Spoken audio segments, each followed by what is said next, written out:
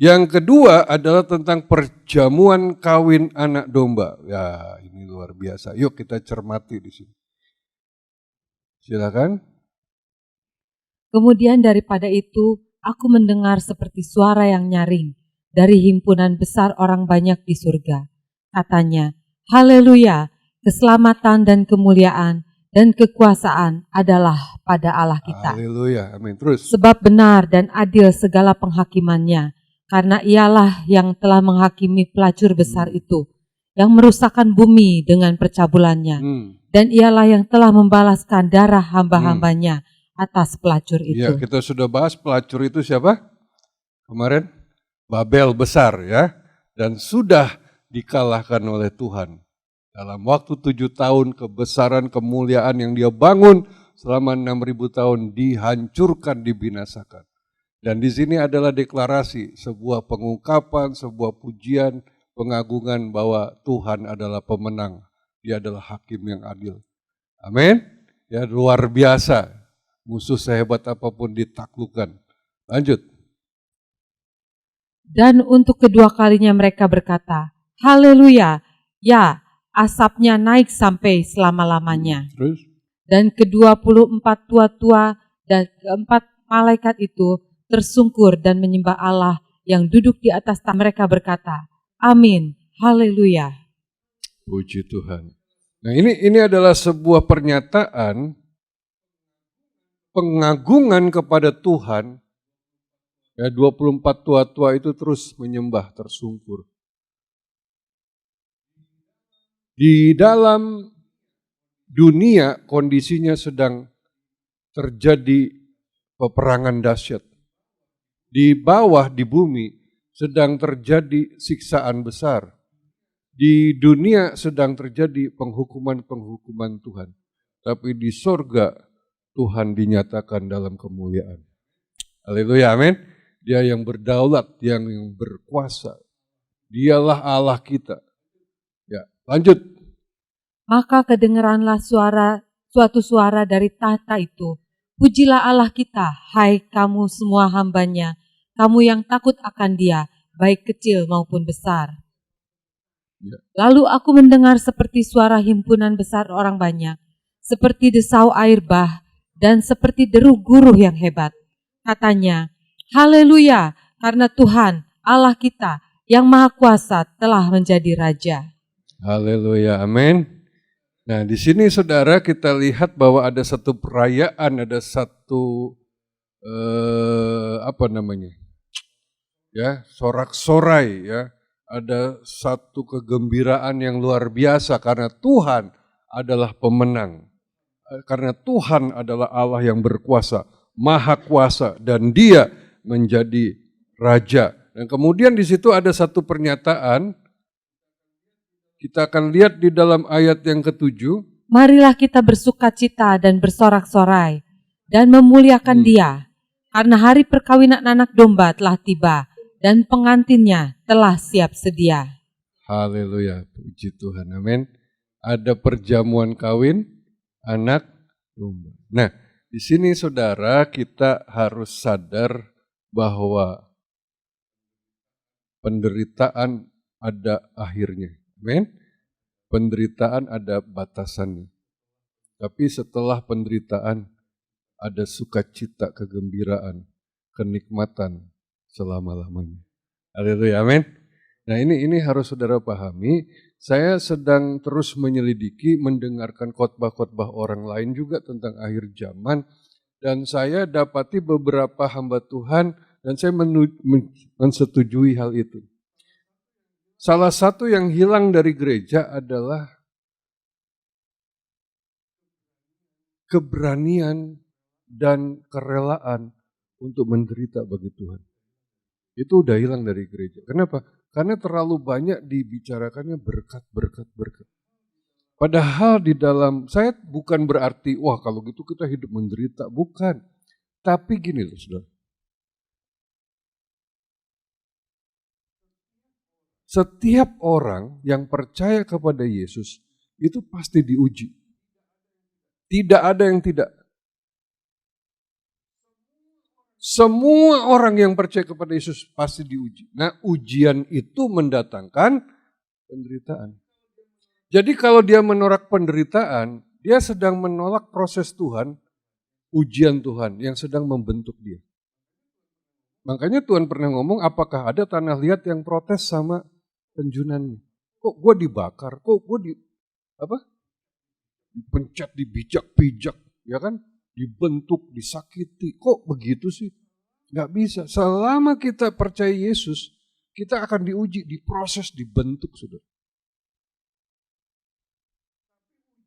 Tapi ujungnya adalah sesuatu keindahan, kenikmatan yang luar biasa. Nah, saya nggak mau jemaat kita, GBI Petra, jadi jemaat yang manja. Ikut Tuhan, kalau diberkati, ya saya senang, saya ikut Tuhan. Kalau lagi susah, saya tinggalkan Tuhan. Wah, yang model begitu nggak laku, saudara. Nggak bisa masuk perkawinan anak domba. Untuk diangkat anak sama Tuhan, semua orang juga bisa. Tuhan ingin menyelamatkan semua orang. Saya kalau kaya raya, harta saya berlimpah, saya bisa mengadopsi 100 orang anak. Betul nggak? Tapi untuk anak ini menikah dengan anak saya, nggak sembarangan, harus ada kriteria tertentu. Kita mungkin selamat, saudara, dalam tanda kutip, karena kasih karunia, ya, diselamatkan semua. Bukan mungkin Pak, pasti, oke, pasti. Tapi untuk menikah dengan anak domba, kualitas apa yang kita miliki? Nggak sembarang. Itu bicara hal lain. Karena itu mulai awal tahun saya tegaskan, kita harus fokus, kita harus concern dengan berita tentang akhir zaman, supaya kita jadi jemaat yang dewasa. Setuju dengan saya? Amin. Udah nggak boleh lembek-lembek lagi. Harus makanan keras. Kapan lagi kita bertumbuh kalau bukan sekarang? Waktunya sudah sangat singkat. Ini dipadatkan nih kelas. Ya, kalau kayak kuliah nih, kuliah padat yang paling berat supaya kita siap lulus. Amin. Nah, di sini dikatakan, marilah kita bersuka cita dan bersorak-sorai dan memuliakan Dia karena hari perkawinan anak domba telah tiba dan pengantinnya telah siap. Ini sebuah pertanyaan yang sangat besar buat kita. Pertanyaannya begini, apakah engkau siap jadi mempelai Kristus? Halo? Berani jawab? Siap Pak. Waduh, mantap banget. Ini yang harus kita jawab tiap hari. Artinya ada target yang harus kita capai. Keselamatan sudah pastilah. Tetapi kualitas kriteria sebagai mempelai, apakah kita memiliki? Kemarin saya udah bahas minggu kemarin. Bagaimana hati kita kepada Tuhan, masih enggak seperti dulu? Masih enggak menggebu-gebu? Masih enggak penuh gairah? Atau sudah sama dunia ini sudah tercemar sampai kita terdistract sampai udah enggak ada rasa sama Tuhan? Itu ketika ditanya apakah engkau siap jadi mempelai? Waduh, tanda tanya besar. Mumpung masih ada waktu, yuk siapkan. Karena Alkitab bilang pengantinnya telah siap sedia. Bahasa Inggrisnya lebih jelas, pengantinnya telah mempersiapkan diri. Siapa yang pernah jadi pengantin? Pasti tahu dong persiapan pengantin kayak apa. Hah? Yang sudah nikah? Kalau yang belum nggak tahu. Yefta aja ganti baju 4 kali loh waktu itu. Ya, baju Lampung, baju Bali, baju jas. Ya, jas kan pakai jas. Terus istrinya yang repot banget, sanggulnya kok. Ya, ada model begini, model begitu. Waduh, satu hari itu kalau nggak kuat pingsan. Capek luar biasa. Persiapan yang begitu. Nah, kita akan lihat seperti apa. Ya, terus. Dan kepadanya dikaruniakan supaya memakai kain lenan halus yang berkilau-kilauan dan yang putih bersih. Lenan halus itu adalah perbuatan-perbuatan yang benar dari orang-orang kudus. Oke, kembali lagi nih. Baju lenan halus putih bersih diberikan Tuhan. Keselamatan diberikan Tuhan. Tetapi yang harus menjaga keselamatan itu kita. Dengan apa? Perbuatan-perbuatan yang benar dari orang-orang kudus. Jadi ada fighting tiap hari. Antara kita dengan kehidupan dunia, dengan iblis, dengan diri kita sendiri, dengan hawa nafsu. Jika mau marah kita menyangkal diri, kita pikul salib, udah saya ampuni Tuhan, saya nggak mau marah. Itu sedang menjaga dengan perbuatan benar orang-orang kudus. Tapi gereja sekarang ngomongin yang begini nggak laku. Betul nggak? Nggak laku. Karena orang-orang cenderung menghindari rasa sakit. Sedangkan di sini saudara perbuatan-perbuatan benar dari orang-orang kudus. Artinya dia pikul salib, sangkal diri dan mengikuti Yesus. Sehingga pakaiannya bersih, cemerlang, berkilau-kilauan. Wow. Waduh. Mulai hari ini ya kita kejar ini, amin. Ya, untuk keselamatan sudah beres saudara, tapi untuk menjaga dan mengerjakan keselamatan itu bagian kita. Ya, untuk saudara selamat udah pasti. Terus? Lalu ia berkata kepadaku, tuliskanlah, berbahagialah mereka yang diundang ke perjamuan kawin anak domba. Katanya lagi kepadaku, perkataan ini adalah benar, perkataan-perkataan dari Allah. Oke. Berbahagialah mereka yang diundang. Dalam perjamuan kawin ada indikasi, ada juga yang tidak diundang. Berbahagialah yang diundang Pak Philip, pernikahan Sharon Ross misalnya. Berarti ada yang gak diundang. Nah itu misteri itu. Harus kita selidiki. Berbahagialah yang diundang, berarti ada yang gak diundang. Nah ini juga jadi PR buat kita. Kenapa gak diundang? Kenapa yang lain diundang? Kalau saudara pernah baca di kitab Matius, kitab Lukas, ketika Tuhan mengundang banyak orang untuk datang ke pernikahan atau pesta yang diadakan, apa tuh alasannya yang menolak? Aku gak bisa Tuhan, aku baru kawin. Aku gak bisa Tuhan, saya baru beli lembu 4, saya belum coba dia. Wah aku baru beli lumbung yang besar, aku mau ngisi dulu. Semua kesibukan. Diundang sih diundang, datang gak? Enggak kan? Akhirnya Tuhan bilang apa? Kalau saya bikin pesta udah masak buat 1.000 orang, yang diundang gak pada datang, masa dibiarkan? Ya udahlah, semua yang di jalan, mohon tolong ya. Sepdi, Yefta, Hans, semua orang yang di jalan, undang siapa aja. Mau tukang parkir, ya tukang ojek, tukang sampah, pengemis, gembel, nggak apa-apa, suruh masuk aja. Kenapa? Ini 1.000 porsi makanan harus habis. Jadi masalah diundang dan tidak masuk dalam pesta ini, pertama mungkin karena tidak layak, betul nggak? Karena kriterianya standarnya belum sampai. Yang kedua, karena orang-orang memang menolak. Terlalu sibuk dengan bisnis, terlalu sibuk dengan dunia, sampai apapun hal tentang Tuhan gak penting buat dia. Nah ini saya mau peringatkan, saya mohon maaf, ini mungkin gak enak didengar. Ya, tapi daripada saudara gak datang nanti gara-gara, kali saya ingatkan, dunia ini akan kita tinggalkan. Yang rindu diangkat Tuhan, ya pasti rumahnya kita tinggal tuh. Mobil ditinggal tuh, emas kita tinggal, deposito kita tinggal. Buat apa kita terikat dengan itu semua? Jadi siapkan hati untuk berani melepas ketika undangan Tuhan datang. Amin. Artinya apa? Lepaskan kemelekatan. Engkau punya tapi seolah-olah tidak punya. Bahkan Tuhan Yesus bilang barang siapa menyayangkan nyawanya, dia akan kehilangan nyawa. Tetap cari uang, tapi jangan merasa dimiliki. Lihat waktu Sodom Gomorrah terjadi, Tuhan mengajak keluarga siapa? Lot. Dia orang kaya di sana. Itu susahnya luar biasa untuk melepaskan diri.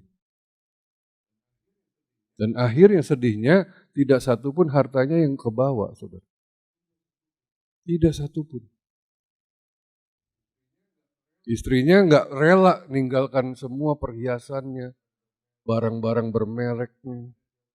Akhirnya dia pergi tapi hatinya tetap terikat, tertambat. Dia nengok ke belakang jadi apa?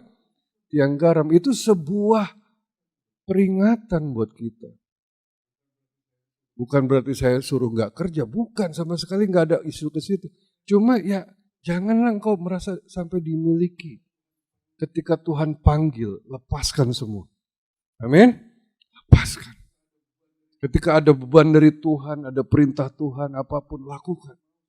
Kita mau sampai diundang di pesta pernikahan anak domba. Haleluya, perkataan ini adalah benar. Perkataan-perkataan dari Allah. Ada waktunya saudara harus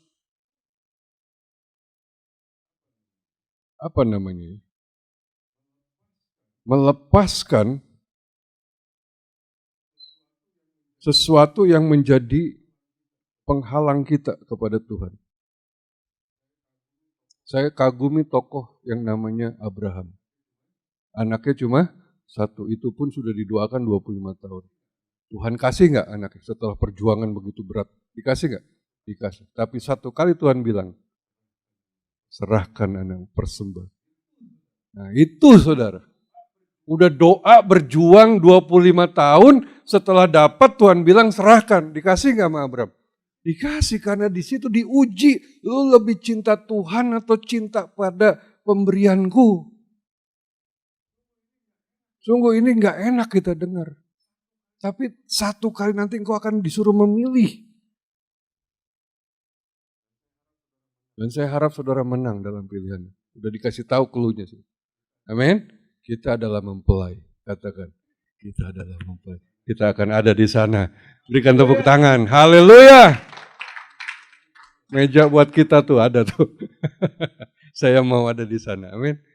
Nah, kita adalah mempelai Kristus. Silakan. Sebab aku cemburu kepada kamu dengan cemburu ilahi.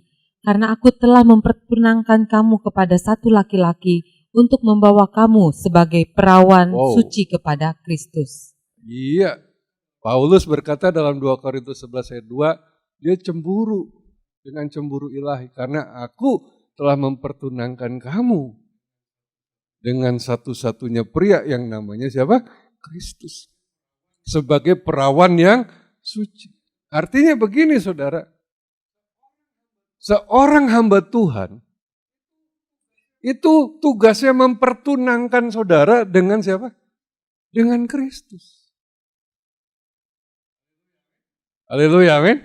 Dia yang mempertunangkan. Nah, lihat next. Tetapi aku takut kalau pikiran kamu disesatkan dari kesetiaan kamu yang sejati kepada Kristus. Sama seperti Hawa diperdayakan oleh ular itu dengan kelicikannya. Oke, sebagai hamba Tuhan, Paulus khawatir. Dia yang sudah mempertunangkan umatnya dengan Tuhan, dia khawatir jangan sampai perawan suci ini dibelokkan hidupnya. Betul nggak? Dikuasai dunia, dikuasai iblis, sehingga seperti Hawa tersesat. Dia tidak ikutin jalan Tuhan, dia tidak ikuti rancangan Tuhan, malah berbelok. Dan akhirnya binasa saudara, dikatakan mati. Kalau enggak Yesus disalibkan, kita semua binasa. Nah perhatikan di sini, ketika hamba Tuhan, ya saya atau hamba Tuhan lain, mengingatkan saudara, mempersiapkan saudara. Mungkin saudara sakit rasanya, kok khotbahnya keras Pak, kok khotbahnya menyinggung saya, kok khotbahnya bikin saya kayak berat sekali melakukannya. Iya, kenapa? Karena kita khawatir bahwa saudara dibelokkan sama iblis, tidak sampai ke meja yang tadi. Nah, Makanya pembelajaran ini saya lakoni saudara, walaupun capek banget saya bikin. Ya mempelajari tiap hari, mempersiapkan jemaat. Supaya saudara bisa ada di meja sana bersama siapa? Yesus Kristus. Baru ada kepuasan di hati saya, di hati para hamba Tuhan. Next. Esther. Setelah titah dan undang-undang raja tersiar dan banyak gadis dikumpulkan di dalam benteng Susan di bawah pengawasan Hegai, maka Esther pun dibawa masuk ke dalam istana raja di bawah pengawasan Hegai, penjaga para perempuan. Iya. Satu kali Raja Ahasiweros marah kepada Ratu Wasti karena dia menolak untuk mentaati perintahnya, sehingga dengan nasihat dari para penasihat dibilang kalau wanita seperti ini tetap ada dalam kerajaan, wibawa tuanku akan hancur, sebaiknya buang, ganti dengan pribadi yang lebih baik. Waktu itulah diadakan pertama kali kontes kecantikan sedunia. Sedunia saudara, jajahannya ada 127 provinsi kalau nggak salah. Dikumpulin wanita-wanita tercantik, dikumpulkan, diseleksi. Jurinya itu BCL. Siapa lagi? Judika. Siapa lagi? Pokoknya jurinya yang terbaik dan semuanya ada di bawah pengawasan Hegai, penjaga para perempuan. Ini orang di istana, dia tahu benar tentang hal-hal standar-standar, tentang budaya, cara makan, cara bekerja, cara ngomong, cara duduk. Dia ahli dalam manner istana. Dan dia harus mempersiapkan semua wanita yang mau dijadikan istri. Karena raja akan memilih satu sebagai ratu. Satu. Dia nggak kayak Salomo. Dia pilih satu. Kalau Salomo ada 300, ya udah 300 saya borong. Oh ini enggak satu. Ya. Oke, next. Maka gadis itu sangat baik pada pemandangannya dan menimbulkan kasih sayangnya, sehingga Hegai segera memberikan wangi-wangian dan pelabur kepadanya. Dan juga 7 orang dayang-dayang yang terpilih dari isi istana raja, kemudian memindahkan dia dengan dayang-dayangnya ke bagian yang terbaik di dalam balai perempuan. Oke, gadis ini sangat baik pada pemandangan Hegai, menimbulkan kasih. Kenapa? Karena gadis ini berbeda, dia tidak arogan, dia mau diatur, dia mau nurut. Dan Hegai memberikan wangi-wangian, pelabur dan sebagainya untuk mempersiapkan Esther. Dari mungkin ratusan orang yang menjadi anak emas adalah Esther. Kenapa? Paling nurut. Hegai ini jadi senang. Disuruh makan ini nggak protes. Oh makan sayur melulu, kapan goreng tahu misalnya. Kapan ini gorengan misalnya. Kok dikasihnya yang begini? Enggak, dia nggak protes, dia nurut, dia baik. Dia rendah hati, menimbulkan rasa kasih sayang dari Hegai. Ya, dan dia diberikan wangi-wangian yang terbaik. Lanjut. Ketika Esther, anak Abihail, yakni saudara ayah Mordekai, yang mengangkat Esther sebagai anak, mendapat giliran untuk masuk menghadap raja, maka ia tidak menghendaki sesuatu apapun selain daripada yang dianjurkan oleh Hegai, sida-sida raja, penjaga para perempuan. Maka Esther dapat menimbulkan kasih sayang pada semua orang yang melihat dia. Nah itu yang saya katakan tadi. Dia sangat nurut, dia tidak menghendaki sesuatu apapun selain daripada yang dianjurkan Hegai, sida-sida raja, pegawai istana. Kenapa Esther terpilih menjadi ratu di antara ratusan orang? Menurut saudara kenapa? Jangan jawab cuman, karena Tuhan menentukan, ya udah pasti itu. Tapi kenapa hal yang lain? Ya, taat, nurut. Bayangin kalau saudara para wanita dijadikan ya dimasukkan ajang kecantikan ini akan jadi ratu. Semua pasti bawa karpe dewe. Parfum dikasih yang, nggak mau, saya sukanya yang ini. Ini merek apa, saya nggak suka. Kata Hegai, udah pakai yang ini. Enggak, saya sukanya. Pakai perhiasannya yang ini. Oh enggak. Saya lebih suka ini. Itu rambutnya disanggulnya begini ya, kata Hegai. Ya, begini loh, bagus. Enggak, saya dari kecil saya sukanya begini.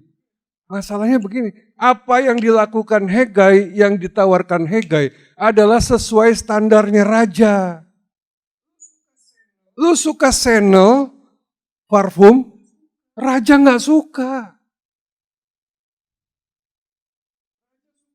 Raja sukanya parfum lain. Kamu suka di kepang-kepang, raja sukanya yang konde. Nah, gimana coba? Misalnya, pakai baju biru dong. Oh enggak, saya sukanya merah. Misalnya, biru lagi. Tanda-tanda tanyatin pendukung. Saudara, ketika dia nurut dengan Hegai, dia bisa mengambil hati si Hegai. Dan tentunya satu kali akan mengambil hati sang raja. Karena semua yang ada pada diri Esther sangat sesuai dengan apa yang disukai oleh raja.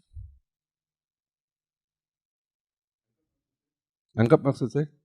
Enggak karpe dewe, dia menyerah, menyangkali diri. Udahlah apa saja yang kau suruh, aku siap. Kalau saudara baca dengan teliti di kitab Esther, dibilang itu direndam di parfum 6 bulan. Untuk apanya gitu, nanti 6 bulan lagi ada lagi. Ya, mir atau apa, mur. 6 bulan, jadi badannya tuh wangi. Kalau kita lewat kan kadang bau keringat gitu. Kalau dia lewat, siapa yang lewat ya tadi? Wanginya nggak hilang gitu. Karena dia sudah berbulan-bulan direndam. Dan aromanya itu yang disukai oleh siapa? Raja. Melekat loh 6 bulan. Kalau dia pakai parfum yang nggak sesuai keinginan raja, gimana? Raja nggak bisa bareng-bareng dia. Nah inilah yang dimaksud dengan ketaatan kita. Mengikuti apa yang Tuhan mau. Nah ini Hegai cerita. Dia mempelajari, si Esther mempelajari bagaimana tata krama, bagaimana sopan santun, bagaimana cara bicara, cara duduk, cara makan, cara berpakaian, cara menghadap raja, pakaian apa yang harus dipakai, warna apa kesukaan raja, rambutnya seperti apa, parfumnya seperti apa, make up-nya seperti apa. Ribet banget ya perempuan banyak bener ya. Tapi ya itulah. Dan itu sang Hegai gak sembarangan. Dia tahu standar dan kesukaan sang raja. Nah saya mau bilang bahwa Hegai adalah Roh Kudus. Amin. Yang mempersiapkan kita. Tapi Hegai juga bisa hamba Tuhan. Karena kadang orang gak peka sama Roh Kudus, dia perlu orang untuk mengingatkan dia. Yang gak mau ya sudah, gak apa-apa kan. Saya gak mau diatur begini Pak, saya pindah gereja aja yang enak-enak sana, yang wah hiburannya bagus, pendetanya lucu, manggil artis ya, musiknya bagus, mewah, tempat duduknya bisa mijat. Nah kayak Shin dari dulu gini terus. Ya mungkin saudara seperti itu, tapi it's okay.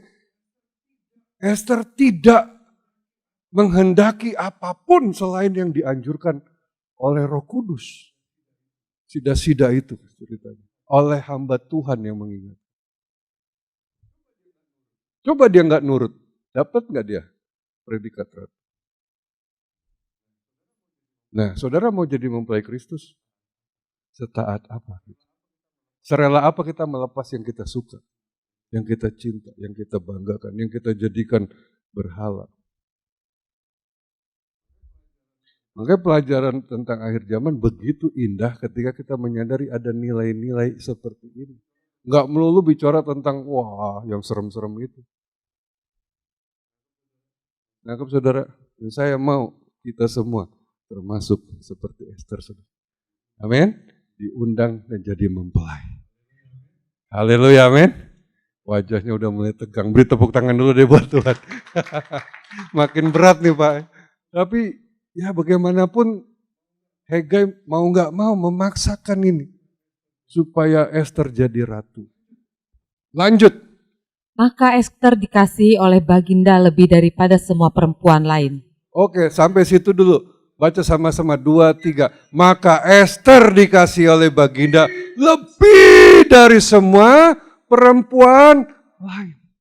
Dan Terus? ia beroleh sayang dan kasih Baginda lebih daripada semua anak darah lain. Sama-sama 2, 3. Dan ia beroleh sayang dan kasih Baginda lebih dari semua anak darah lain. Kenapa? Karena dia mentaati apa yang dianjurkan, yang diperintahkan sesuai standar dan kesukaan siapa? Sang Raja Baginda. Cocok banget, matching banget sama saya kata si Baginda. Sehingga Baginda mengenakan mahkota kerajaan ke atas kepalanya dan mengangkat dia menjadi ratu ganti Wasti. Dahsyat. Baca sama-sama. Sehingga Baginda mengenakan mahkota kerajaan ke atas kepalanya dan mengangkat dia menjadi ratu ganti Wasti. Apakah tidak sama dengan ini? Sama nggak kira-kira? Halo? Sama nggak? Jadi kisah Esther itu sebenarnya sebuah penggambaran tentang mempelai Kristus. Pertanyaannya apakah kita sudah begitu cocok karakter, hati, sikap, perbuatan, perkataan, pikiran, kemauan, kehendak, motivasi, dan segala-galanya sampai begitu difavoritkan oleh Baginda Raja sehingga kita ditaruhkan mahkota dan dijadikan mempelai. Berat ya Pak. Inilah tema kita sepanjang tahun untuk bisa sampai di sana. Amin. Tentunya banyak bebenah, banyak bersih-bersih, banyak yang dibuang yang kotor, banyak yang disingkirkan, banyak yang diperbaharui. Dan saya pengen semua jemaat GB Petra tiba pada tempat itu. Yang mau beri tepuk tangan Tuhan.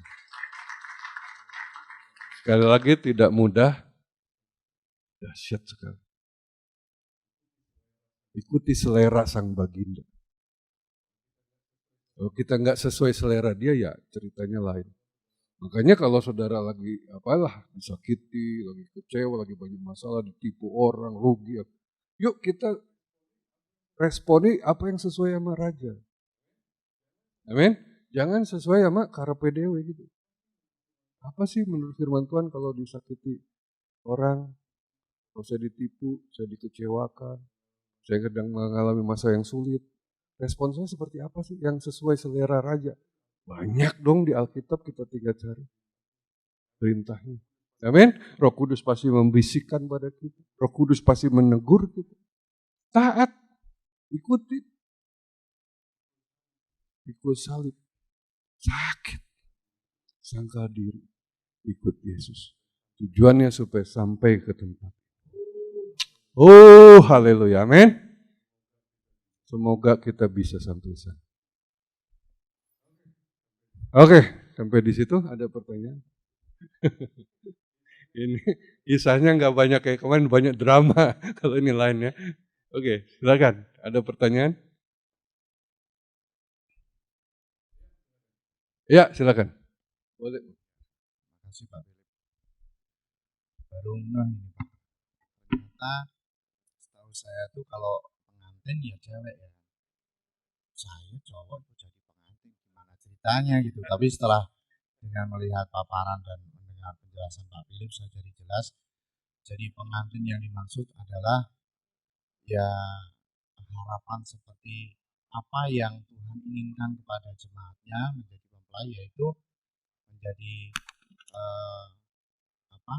anak-anak Allah yang mempelai Kristus yang standarnya adalah serupa dan segambar dengan Kristus tadi. Dan untuk itu ya kita harus benahin apa yang ada dalam diri kita, yaitu yang ketidaksempurnaan tadi, sehingga kita bisa menang di situ. Nah, yang saya tanyakan, kita kan manusia dalam daging, Pak. Sementara itu adalah yang dilihat sampai saya melihat tadi sepintas itu lantainya emas beneran, Pak. Itu sempurna itu tuh, logam sempurna. Nah, untuk mencapai itu kan kita harus benar sempurna juga. Sementara kita masih dalam kedagingan itu dan banyak yang sulit, walaupun kita contoh yang Bapak sampaikan tadi harus bisa melepaskan kedagingan dan apapun juga, karena memang kita lahir dan kembali itu kepada Tuhan tanpa membawa apa-apa gitu, kita harus sadari. Nah, seandainya nggak sampai dengan sempurna tadi, itu terus bagaimana, Pak? Itu aja, Pak. Makasih. Ya, terima kasih. Saya dapati di dalam Alkitab kita banyak tokoh Alkitab bukan orang sempurna. Abraham sempurna nggak? Oh, iya kan? Gagal juga soal Hagar. Daud, Sambo zaman dulu. Kok dia bisa berkenan? Masalahnya begini Bapak Ibu Saudara. Tuhan bukan mencari kesempurnaan berarti tanpa salah, bukan. Kalau kayak begitu nggak ada yang masuk kriteria. Masalahnya begini, sejatuh apapun dia tetap bangkit lagi. Dia tetap cinta Tuhan lagi. Dia tetap kejar Tuhan lagi. Dia tetap termotivasi lagi. Petrus sempurna nggak? Waduh. Kalau saya jadi Yesus kayaknya saya tolak tuh. Kenapa? Dia sampai bersumpah nggak kenal Tuhan, Yesus. Dia bersumpah loh, bukan cuma bilang enggak, tapi dia bersumpah. Demi Yahweh mungkin dia ngomong begitu. Saya nggak kenal makhluk ini. Ya, dia menyumpah loh. Kok dia jadi soko guru gereja? Dia jadi bapak bagi ya, waktu itu orang-orang percaya. Dia soko guru, dia tiang utama. Jadi jangan saudara putus harap dan berkata, wah saya nggak mungkin nyampe. Kalau saya jatuh, saya bangun, saya jatuh. Pertanyaannya begini, Tuhan bicara hati kita. Daud itu terlalu banyak jatuh loh, tapi hatinya nggak cinta Tuhan. Dia bertobat, dia maju lagi. Dia bertobat, dia maju lagi. Dia berjuang, gagal lagi, maju lagi. Dia jatuh, dia bangun, dia maju lagi. Dan Tuhan bilang, wah, luar biasa ini. Tuhan melihat hati kita, Pak. Jadi jangan bilang harus sempurna. Bukan sempurna dalam arti tidak ada kesalahan sama sekali, bukan. Tetapi hati yang dia miliki, sehancur apapun, dia tetap kejar Tuhan. Dia bertobat lagi. Dia balik lagi. Dia usahakan lagi. Tentunya dengan bantuan Roh Kudus. Tuhan kan menilai sejauh mana kita sungguh-sungguh. Jatuh tuh, gagal tuh. Si iblis bilang, udah tinggalkan aja Tuhan. Ini orang jahat, ini orang berontak. Tuhan gak seperti itu. Dia kasih kesempatan demi kesempatan demi kesempatan. Jadi ada kemungkinan kalau Daud saja bisa, yang kata Herman tadi udah ya hancur banget, boleh bilang sempurna kejahatannya. Bisa tuh. Bisa. Jadi saudara bukan berarti saya setuju dengan dosa, tapi ketika saudara jatuh, bangun lagi. Saya ingat waktu saya pemuda, saya pernah dalam kondisi waktu cinta Tuhan habis-habisan, benar-benar kasih mula-mula. Kemudian saya dalam perjalanan waktu saya jatuh dalam dosa. Saya kembali kepada dosa lama saya. Saya kembali gila-gilaan lagi. Dan ketika itu saya sangat malu, saya sangat marah, saya sangat jijik dengan diri saya. Dan saya waktu itu nggak ke gereja, nggak baca firman, nggak mau berdoa. Kenapa? Nggak layak rasanya. Dan satu kali saya tertekan begitu rupa sampai saya nggak sanggup lagi bertahan hidup. Dan saya nangis di kamar saya merayap di bawah di lantai sambil ngomong, Tuhan apakah saya masih diterima oleh-Mu? Ternyata hidup tanpamu itu sangat menyakitkan. Saya ingin kembali.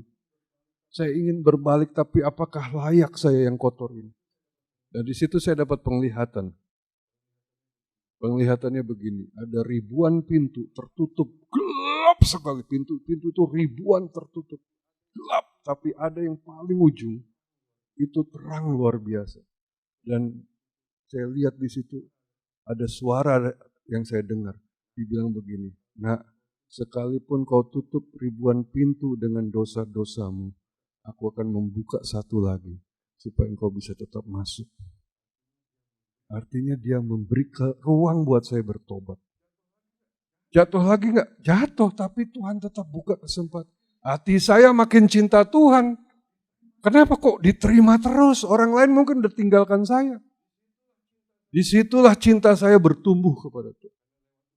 Karena lewat ujian itu saya tahu cinta Tuhan luar biasa. Daud pasti alami yang sama. Ya, dan diuji begitu rupa. Dan dia nerima hukuman juga, tapi dia tetap sayang Tuhan, cinta Tuhan, segala-galanya Tuhan. Jadi jangan takut, saudara tidak sempurna, tapi Tuhan melihat hati kita. Ya, amin. Satu kali kita percaya, kita bisa sampai.